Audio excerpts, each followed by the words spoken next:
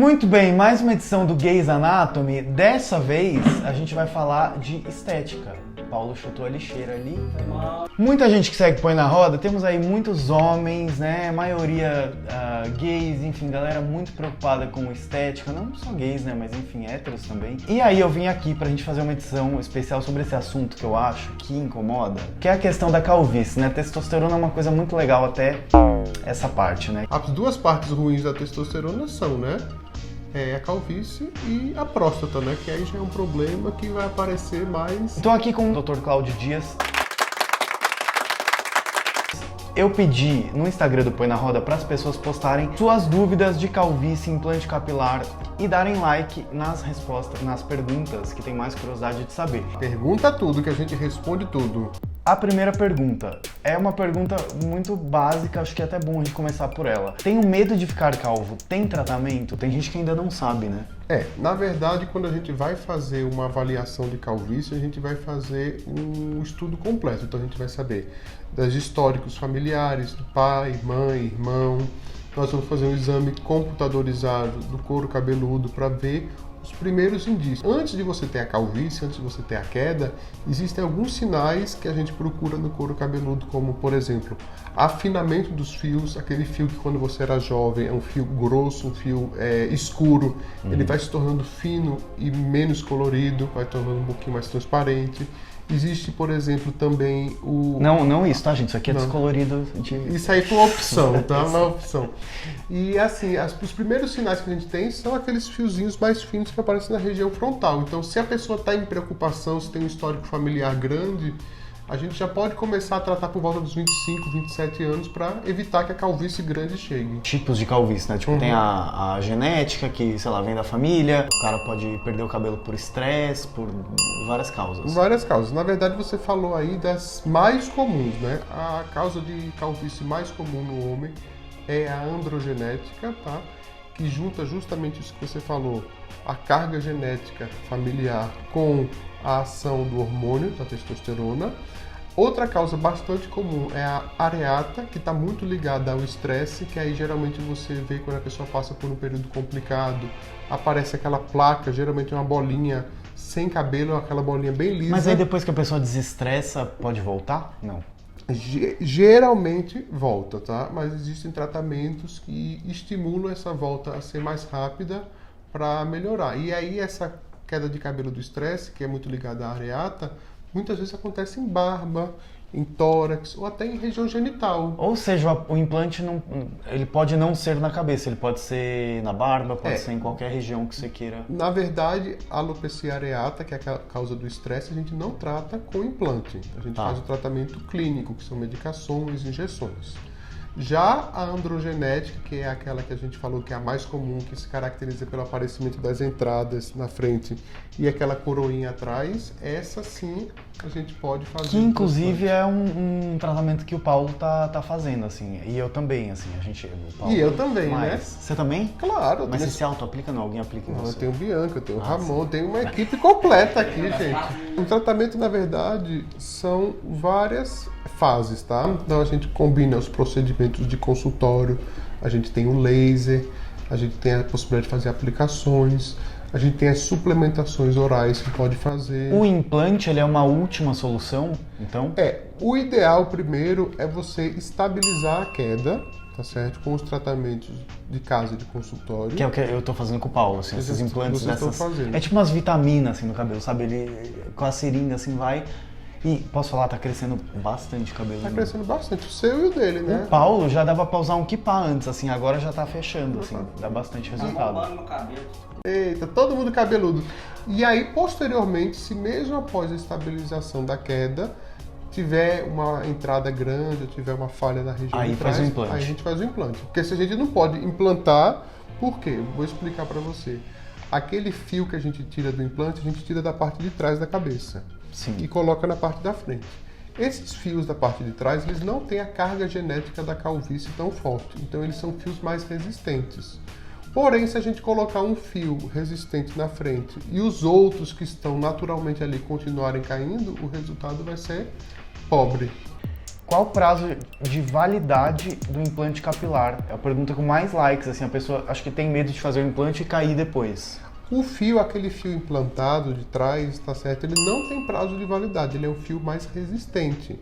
Então assim, você vai colocar ele ali e ele vai ter o ciclo de vida normal de um fio. Então ele vai crescer, crescer, crescer, você vai precisar cortar. Se você quiser pintar, você pinta. Se você quiser alisar, E ele não você... enfraquece e cai que nem ele não enfraquece o fio e cai. original. Ele não enfraquece e cai. A questão é que se você colocar o fio ali e continuar perdendo os seus fios, aí, obviamente, o resultado do transplante não vai ser tão bom. Então você tem que manter os fios que já estão e colocar fios novos. Isso também é uma dúvida de muitos homens que têm medo até de fazer o tratamento, enfim, com remédio e tal por conta disso. Finasterida causa impotência? Veja só, existem alguns estudos que são bem contraditórios. A taxa de diminuição de libido é muito pequena, muito pequena em relação aos pacientes que fizeram o uso do produto, da medicação e do placebo. O que é isso, gente? Eles dão a medicação de verdade para uma parte dos homens e dão a medicação de mentirinha para outra parte. E a diferença é mínima, ou seja, se a pessoa botou na cabeça que vai desanimar, é psicológico. Ela vai desanimar. Com os dois, com farinha, com remédio, com qualquer coisa. Exceto couro cabeludo, há outra possível área doadora para a realização do implante? Sim, existem possibilidades, tá? Em alguns casos nós podemos fazer o uso de pelo de barba, pelo de tórax, em alguns casos até o pelo genital, tá? Porém, vou explicar para vocês. Existe uma máxima na medicina que é sempre tirar o mais próximo possível do original. Então, o mais próximo possível do original é sempre essa região de trás do couro cabeludo. Por quê? Se você observar o pelo de uma barba, é um pelo mais grosso, é um pelo mais irregular.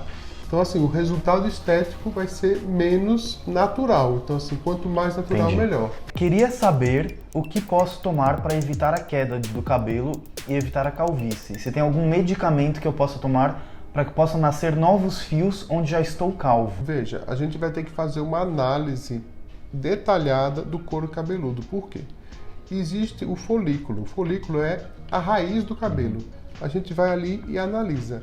Se o folículo, a raiz, morreu, tá morto, enterrado. Só o transplante... Aí não adianta tomar finasterida, fazer tratamento com injeção, não adianta aplicação. Nada. Se a raiz morreu, a única forma que tem de ressuscitar é ir ali de trás, tirar uma raiz de trás e colocar na frente. E aí o que vai te mostrar que existem esses folículos é só o exame médico. É só o exame, a gente bota aquele microscópiozinho na cabeça para ver se tem. Se tiver ainda a raiz, o fiozinho bem fininho, a gente pode fazer as medicações que vão ajudar esse fio a ficar mais grosso, mais firme, mais pigmentado. Devido à alopecia androgenética, uso finasterida há aproximadamente 10 anos. Então, considerando a perda capilar dos meus irmãos, eu tenho bastante cabelo onde nem devia mais ter. Uma vez que o folículo capilar é implantado na área de calvície, para realizar o implante dos folículos capilares, é necessário que a área esteja sem cabelo? A pessoa precisa não ter cabelo para implantar ou ela pode implantar mais cabelo onde ela tem? O que existe? Existe uma densidade capilar ideal. Tá e certo? Tem como aumentar? E aí, o que a gente faz? Por exemplo, uma pessoa, a gente vai ali, faz a análise e vê, por exemplo, eu tenho 30 fios por centímetro nessa região. O ideal é que seja em torno de 50 a 60.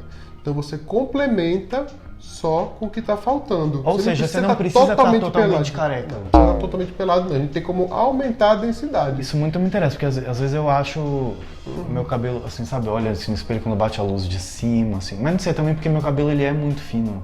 Seu cabelo é naturalmente fino, né? Então, assim, mas... e ele tá afinando também pelo processo de androgenética. Tem uma questão de umidade também. Por isso que a gente está trabalhando primeiro para fortalecer seu fio, para aumentar a densidade. Se você ficar satisfeito, ótimo. Se quiser melhorar mais, transplante. Mas não precisa estar totalmente careca, não. E a pessoa pode, tipo assim, se ela tem uma entrada, aí ela preencher só a entrada? Na verdade, antes de fazer o transplante, nós vamos fazer uma análise detalhada das características do rosto da pessoa, ver qual é a linha capilar que fica legal para ela. O Guigo, por exemplo. O Guigo. Inclusive, vou mostrar a foto aí. Ele fez um implante só aqui na frente, assim, porque ele tinha muita entrada, é isso? O Guigo tinha já um alargamento da testa e tinha um pouquinho de entrada. E ele queria uma linha capilar mais reta. Então a gente fez de acordo com o que fica bem para ele. É uma análise facial completa e o desejo do paciente. Muitas vezes a gente vai buscar uma foto antiga dele, uma foto de 10, 15 anos, para ver o que era o natural, para a gente tentar deixar o mais próximo possível do natural. Se minoxidil funciona mesmo? Tinha perguntado da finasterida. O minoxidil é aquele que você pinga e passa, né? O minoxidil é uma medicação das mais clássicas, tá? Para uso em crescimento de cabelo. Ele tem suas indicações em alguns tipos de queda, não são todos os tipos de quedas que vão se beneficiar do minoxidil.